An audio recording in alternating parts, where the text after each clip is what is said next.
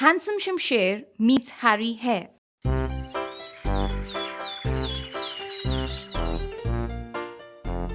Shamsher the lion flicked his mane and said aloud to himself, "Oh, you handsome lion." There was no doubt. He was the best-looking lion of all, and he won the Looker of the Pride award every single year.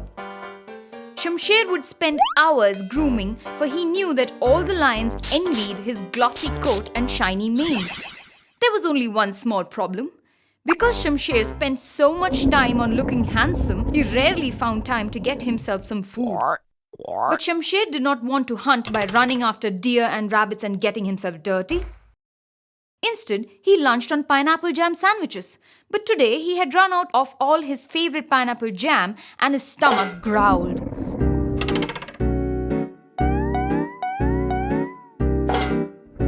Shamsher was left with the only other choice of hunting.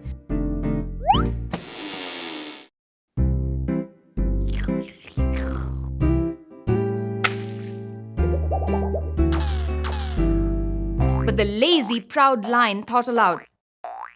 "Well, I have brought such glory to the jungle and its animals. So it's the duty of the animals to take care of my needs. Why should I sweat and toil to get my food? My food should come to me without I having to hunt." So, Shamsher sent a message to all that every day at noon, one animal had to come and present itself as his lunch. The news spread like wildfire, and soon a meeting was held among the animals.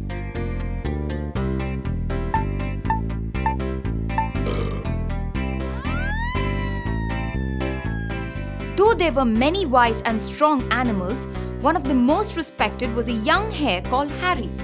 Harry was very smart and often had answers to difficult situations. Now, as Big Bro the elephant scratched his head worrying about Shamsher's orders, Harry spoke. "What is there to worry so much about?" Husna the hippo said, Shamsher has ordered that one of us agree to become his meal every day so that he need not hunt. Who will agree to be eaten by a lion? And who will go first?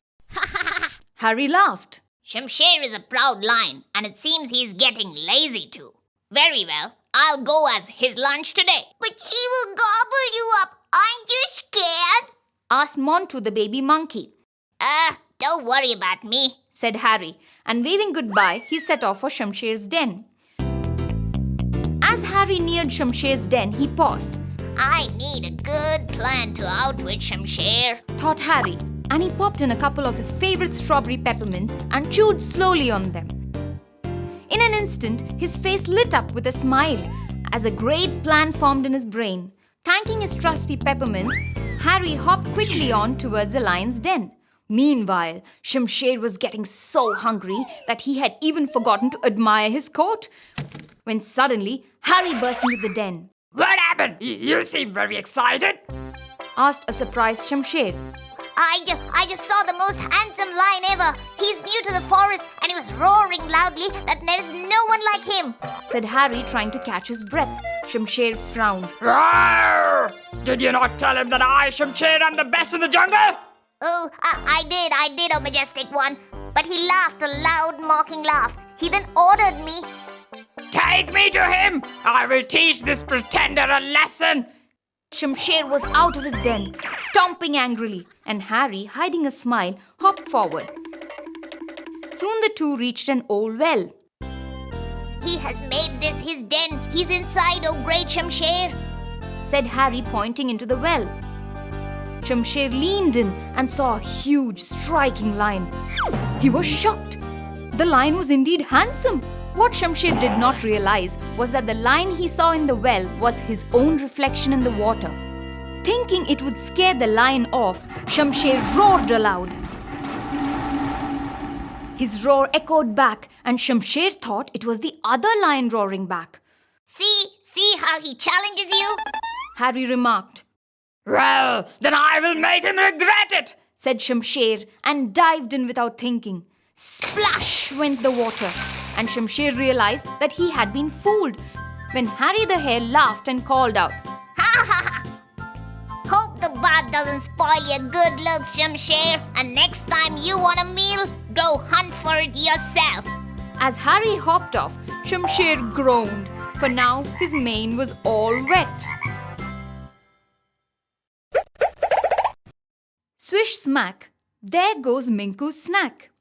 The sun shined bright on Minku's little orange cottage in the forest of Toonbun. Now Minku the monkey loved sunny warm days when he would listen with a smile to the bluebirds chirp. But today was different. Today Minku heard not the sweet chirp chirp of Mother Bluebird and her babies, but a deep long growl from his stomach. Oh, I'm so hungry, Said Minku, rubbing his tummy. He searched through his fruit basket but found no bananas, and to make it worse, all that searching had made him even hungrier. Not able to bear it any longer, Minku decided to try his luck outside. Swishing his tail, Minku swung from vine to vine, but there were still no bananas to find. Sadly, Minku started walking down a jungle path when his nose twitched and made him stop. He could smell food. Sniffing harder, Minku looked about and saw Auntie Pig walking by with a basket of freshly baked banana bread. Banana bread, my favorite. Oh, how I wish I could have some. Suddenly, from the bushes, there came a loud whoop that startled Auntie Pig. "Oh, heavens me!"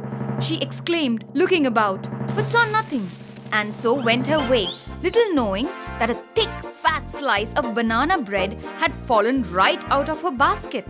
But Minku had seen it, and he just could not believe his good luck.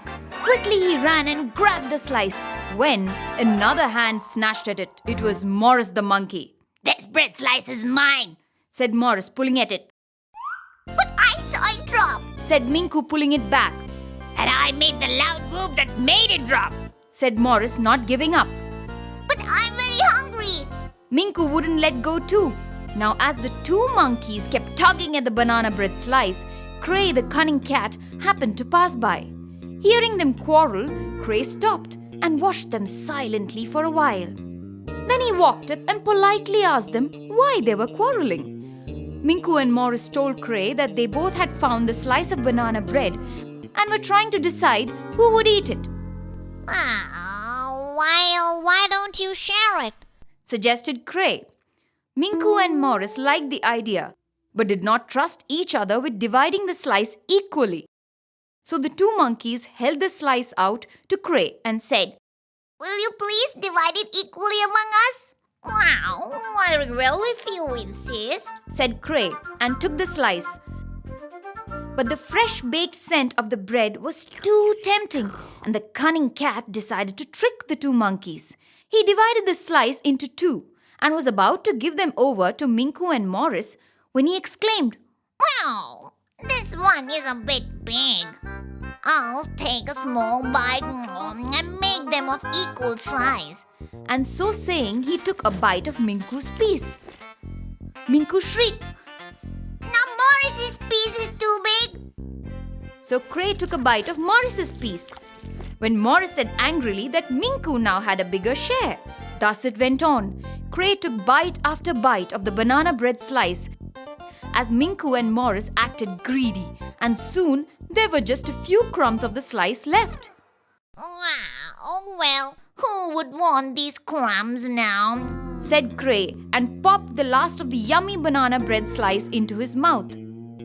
Swishing his whiskers and smacking his lips, Cray waved them goodbye and walked off with a smile as the two foolish monkeys gaped, suddenly realizing that their snack was now in the cat's tummy. Poor Minku, he was now all forlorn, for swish smack, his snack was now gone. The tale of who got to deliver the mail. It was a fine sunny day in the jungle, but most of the animals were angry. And the reason was the mailman of the jungle, Pasha the snake. Pasha delivered the mail as and when he felt like, and most of the times, the letters and magazines Pasha delivered were either covered in dirt or torn and crushed. Maybe it was because Pasha's delivery bag dragged after him as he slithered all over the jungle, or maybe because Pasha just did not care how the mail looked as long as it got delivered. Soon Shamsher the lion called a meeting of the animals, and it was decided that a new mailman would be chosen. Some animals felt that the new mailman should be someone quick on his feet so that they would get their mail fast, while others felt it should be someone who would deliver their mail safe and sound. After hours of discussion, the animals agreed that two animals, Harry the hare and Oslo the tortoise, were the best suited for the mailman's job. It was decided that the two would race each other with a bag of mail, and the winner would be the one who delivered all the mail correctly and crossed the finish line first. Laughed Harry the hare when he heard about the race. Racing Oslo would be too easy. He moves an inch while I run a mile. I'm sure to win this race. Even Oslo's friends, Minky the mouse and Husna the hippo, felt the same. Oslo, we know you would make a fine mailman, but Harry is too fast. How will you ever win? They were worried, but Oslo merely smiled in reply. A day was granted for practice. However, Harry felt no need for it. Oslo, meanwhile, spent the time in learning all the jungle paths well, and soon knew the way to the home of every animal in the jungle. The day of the race dawned, and all the animals assembled at the hill near the big banyan tree. Shamsher the lion stepped forward, holding two bags, and gave one each to the two contestants as he announced. Each of you have been given a bag of mail, which you must deliver correctly and quickly. Once all the mail is delivered, you must race back to this point. The one to arrive first will be declared the winner.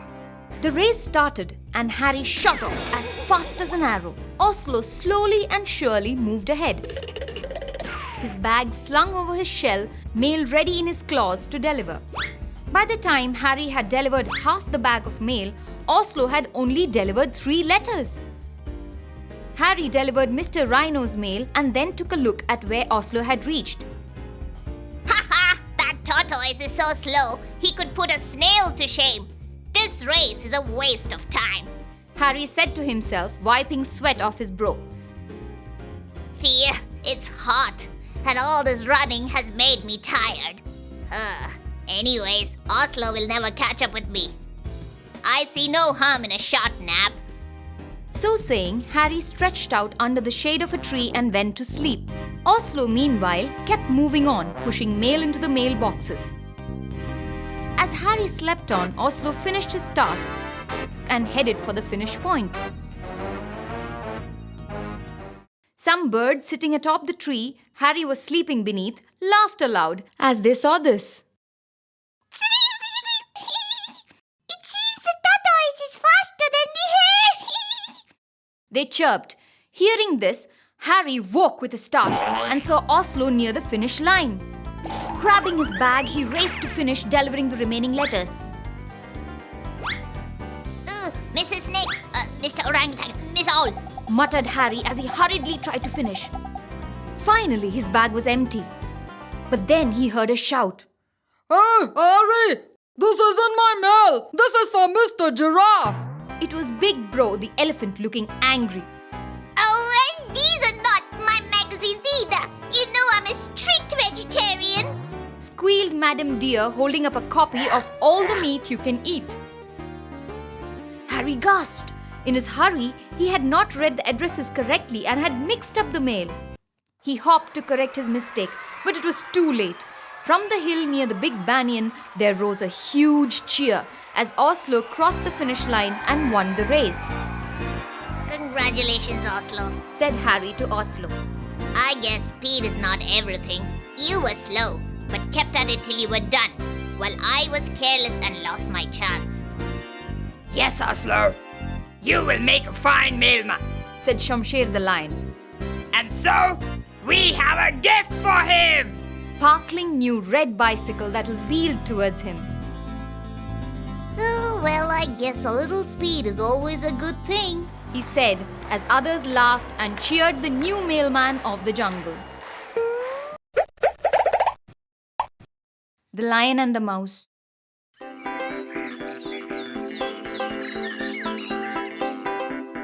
Minky Mouse jumped as her oven suddenly went off with a loud I think my chocolate cheese cupcakes are ready. said Minky as she pulled out the fresh baked treats. They smell perfect. All I need are some juicy berries as toppings. But when she went up to her larder, she found she was out of berries. Oh no! There are no fresh berries. Now how will the cupcakes be ready for Big Bro's birthday party? No sooner had she said this when she heard the booming voice of Big Bro the elephant. Hey there, Minky! Hello, Big Bro, and a very happy birthday to you. Said Minky, waving to Big Bro from her window. I was on my way to get balloons for the party this evening and just dropped by to say hello. Of course, I also know you're baking my favorite cupcakes, Said Big Bro with a big smile. Yes, I am. Answered Minky. Well then, don't forget the yummy berry toppings, because that's what makes your cupcakes perfect. Ta-ta! Said Big Bro and left. Oh dear. Big Bro is really looking forward to his favorite toppings, and the party will start soon. I must get berries somehow and quickly. Muttered Minky worriedly. Then she had an idea. The little waterhole. Berries grow there all season. I will rush over right now. Minky scurried as fast as she could to the water hole. But Minky did not know that the water hole was Shamsher the lion's hunting spot. And no sooner did Minky pluck a few berries that Shamsher pounced. Minky trembled as Shamsher licked his lips. Just in time for my evening snack. Said Shamsher as he raced Minky closer to his mouth. Minky was very scared, but she decided she must think quickly if she were to save herself. Stop! Please stop! Oh, handsome, mighty lion! Squeaked Minky. Now, Shamsher had always been very proud about his looks, and he was extremely pleased to hear praise from anybody, even from someone he planned to eat. Ah, I see you have a fine eye for things. Tell me quick, what is it? Asked Shamsher. Minky continued. Please don't eat me, oh great one. I'm too meek and tiny to fill your stomach. Let me go, and I promise that someday I will help you. Shamsher laughed aloud. Ha ha ha! You are right about me being great and you being too puny. But you will be never of any use to me. Why would a fine, strong creature like I ever want help from you? Even the strongest fall into difficult times. Please let me go now, and I, Minky, promise not to forget your favor. Shamsher watched the little mouse a while and sighed. All right. Go on then. Run for your life before I change my mind. Go. And he let Minky loose. Oh, thank you, O generous Shamsher. Said Minky and ran home as fast as she could. Cupcakes in hand, set off for Big Bro's house, which stood in the middle of the coconut grove on the far side of the river.